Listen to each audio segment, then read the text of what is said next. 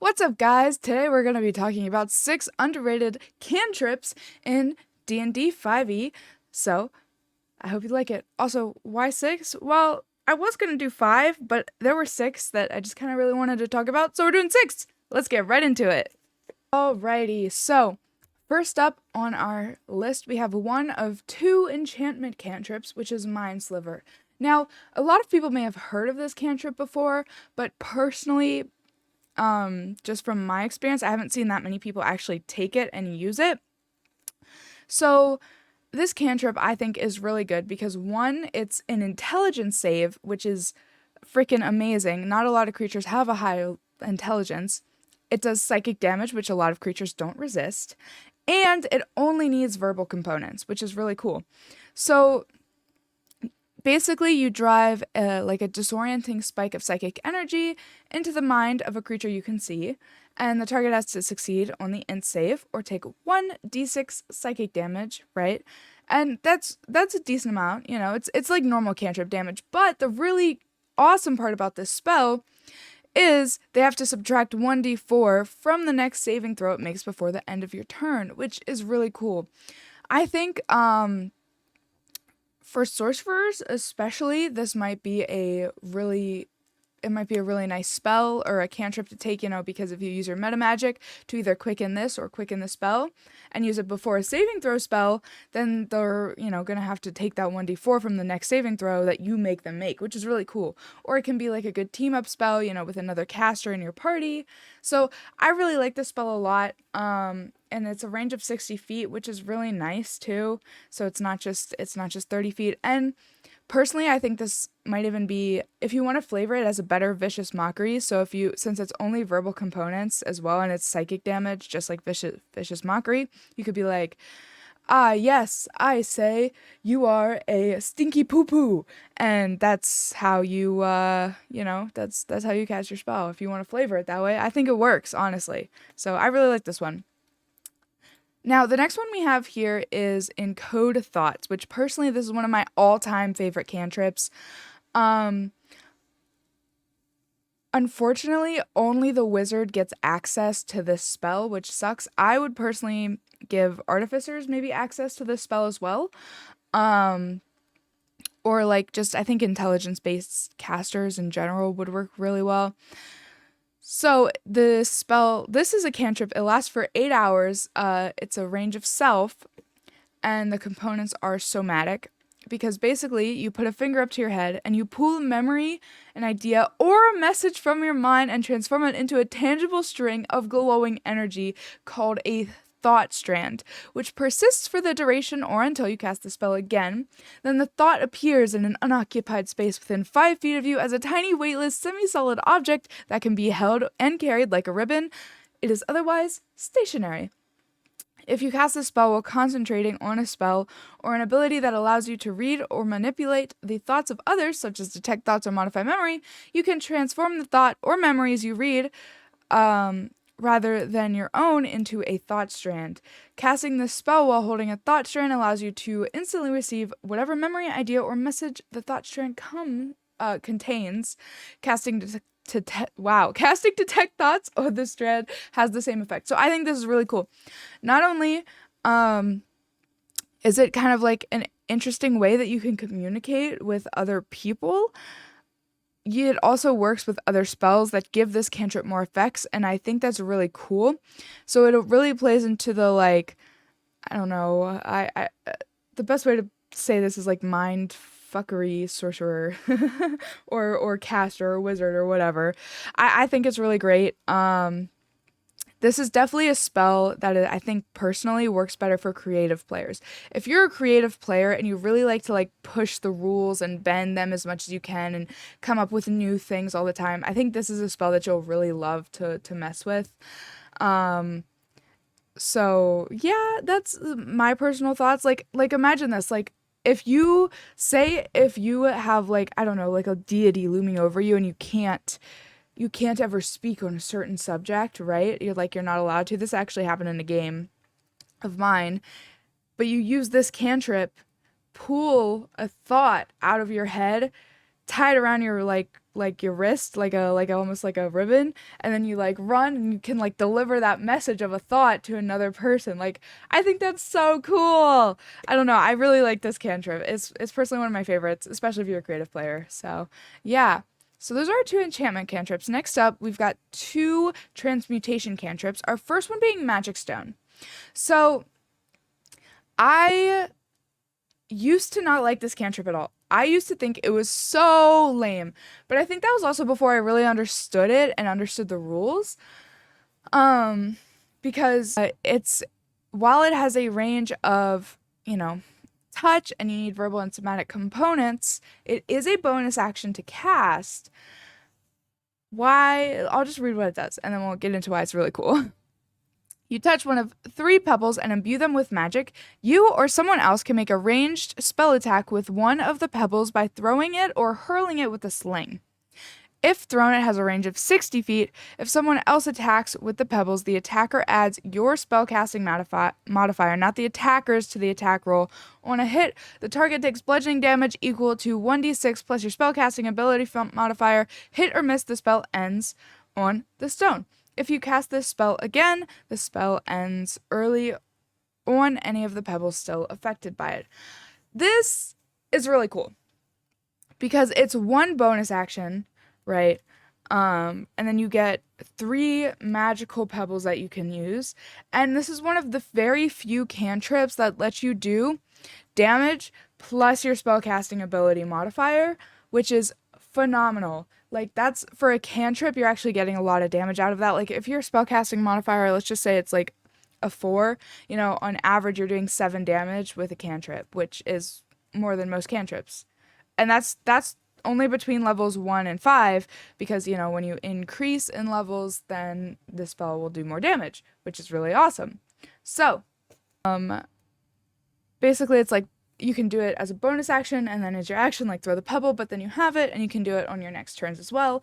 And you could even be creative, like if you want to ask your DM, like maybe instead of like pebbles, it could be like marbles, or I don't know, coins, or maybe like something that fits your character more. So I think there's a lot of really cool ways you can work with the spell. Interestingly enough, though, classes that get this are Druid, Warlock, and Artificer. And while I think Druid and Artificer make a lot of sense to me, I feel like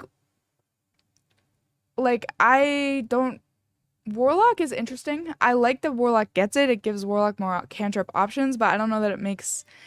I think it really depends on your patron, if it makes sense or not, if you have this. But yeah, this is another one where, yes, it does damage, but also I think it's more fun the more creative you are. That's a little bit of a theme with the underrated spells that I tend to pick out. Yes. So yeah, and also if you use a sling, you could probably get it even further, I don't know, maybe you're really good with like slingshots too. That's yeah. Or maybe if you're like an artillerist artificer, you could shoot these out of your like eldritch cannons, like that might be fun. So there's so much you can do with this. I really like this spell. I was playing with someone that used it at a table once. They were the only person I've ever seen take this spell, and it was actually really good. It worked really well for them. So, yeah. The next spell we're going to be talking about here is Thorn Whip. And I know I almost always take this spell when I get the opportunity to, and that's because I love this spell. This spell, personally, I believe is best for Gish type characters. And the reason why I think that this spell is better than the lightning cantrip. Oh, what is it? The lightning cantrip that also does force movement. Is because this cantrip doesn't need it's not a save for the force movement. So you create a long vine-like whip covered in thorns that lashes out at your command toward a creature in range. Make a melee spell attack against the target. If the attack hits, the creature takes 1d6 damage. Piercing damage, and the creature, if it's large or smaller, you can pull the creature up to 10 feet closer to you. I think this is really great,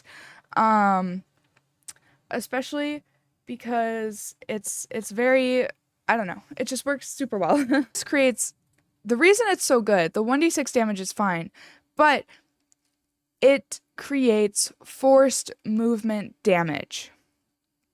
And the reason why that is so good is because there's no save. So as long as you hit and they're large or smaller, then you pull them no matter what. Um, so it's like, it's a kind of pick your battles, but I like this especially because it's an attack roll, which means you can also crit on it. So overall, I think it's way cooler. One of my favorites, and it's really good. Like for like if you're a Gish type character or a melee type character, so you can pull them closer to you and then like attack. So overall, good. The next one we have here is Sapping Sting. So this cantrip is actually even more exclusive than in Code Thoughts, which is crazy because only 2 wizard subclasses get access to this cantrip. Personally, I would just give this to all wizards and druids. I feel like this cantrip would work with wizards and druids, maybe artificers. That's how I'd rule it. It's range 30 feet, components, blah, blah, blah, verbal somatic.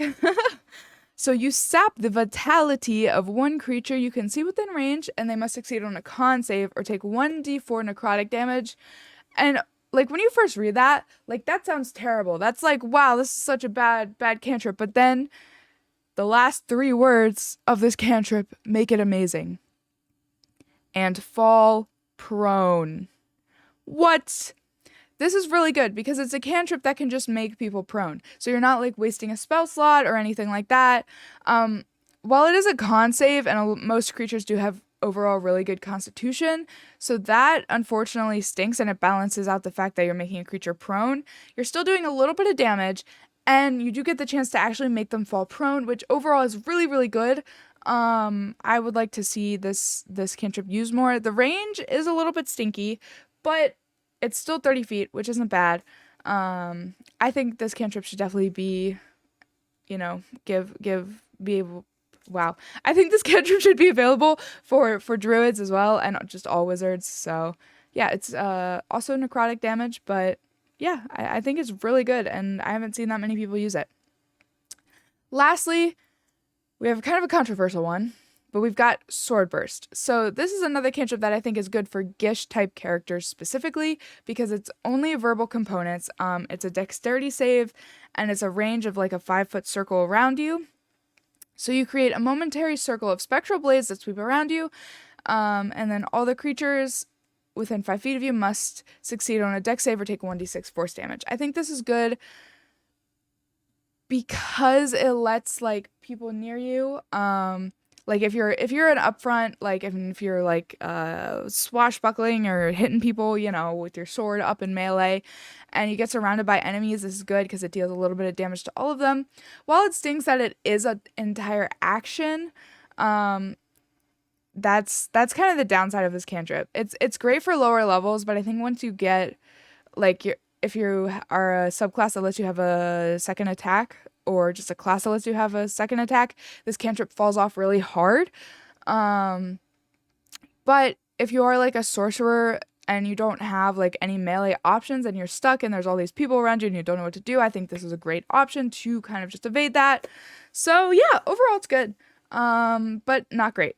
But still underrated because I think it definitely could be used better, especially if you are a blade singing wizard, because then what you can do is you can still attack, but you can cast this cantrip as part of your attack action, which is super poggers. Or if you're a sorcerer, you can like quicken this and make it a quicken spell, and then there aren't really there's like no melee sorcerers, so I don't know why you'd really be doing that. But if you are playing like maybe a homebrew melee subclass of a sorcerer, then you could do that. Yeah, and it's also great for the Hexblade Warlock, so and it can work for artificers too. I don't know. I think no one really uses it, but I think it definitely could have some use. Anyway, that is all the cantrips we have for today. I hope you found some of them interesting. Maybe some of them inspired you. Maybe you'll use one on your next character. Who knows? Thanks so much. Make sure to hit that subscribe button, and I will catch you all later. Bye!